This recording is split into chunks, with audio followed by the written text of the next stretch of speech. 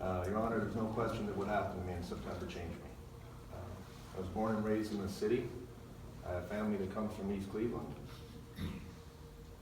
And it makes me think I maybe made a wrong decision to stay back home. After a family dinner, I did walk over to my barn to shut off the lights.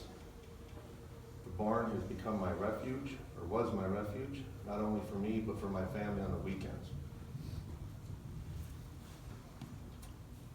What happened on that September night changed me, no question.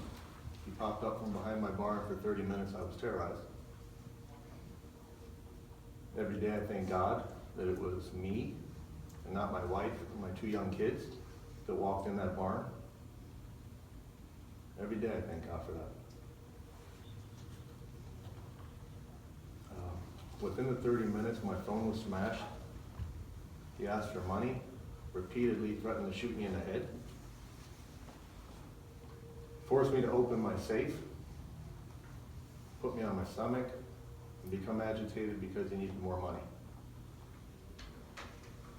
He asked me, when he forced me outside to my barn, or to my house, he asked me who was in there. I replied, my wife and kids.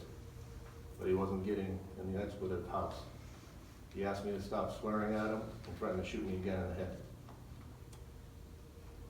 What transpired over the next minute was my wife realizing what was happening, him getting cash, and me ducking in the house and bolting the door to protect my wife and my kids. Your Honor, I'm suffering the effects of an 11-year playing career, depression, beat up body. I too have experienced some stuff. Tried to save somebody years ago who was in a freak accident, crushed by cement, died in my arms. But nothing, and I mean nothing, compares to burying my son. Robert House wore the damn gloves that I wore in the Super Bowl when my kid was fighting for his life. Since then, I've been diagnosed with PTSD, seeing doctors on meds, and have nightmares of running upstairs and hearing my kids crying, locked in the bathroom, and running downstairs, finding my wife hiding behind a chair on a panic 911 call.